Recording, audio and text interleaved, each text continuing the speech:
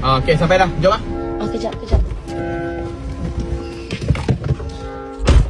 You nak rehat jap. Rehat pula.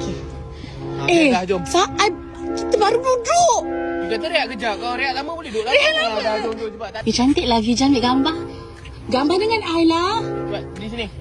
One, two. Kita sama-sama, kenapa I seorang? Gambar dengan I. Alah, okey. Okey. Nah. Satu je ke?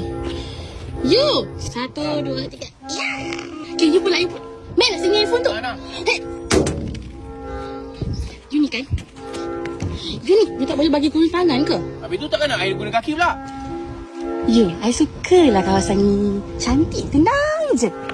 You. Dah habis tenang. Emang tenang kat sini. Tapi you tu lah buat tak tenang. Kalau tak tenang, jom kita balik. Jom. Cepat. Yo. Phone dah jatuh. Tolong ambil. Nak, tak punya apa rasam lah. You, I nak balik ni. You, phone yang tadi tu okey tak? Okey je. Cuma kotor sikit aja air basuh. Tak boleh ke guna air bersih sikit?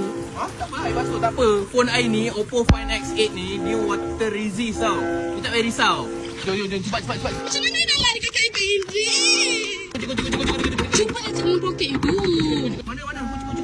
Sorry. Sorry lori lah. Cepat.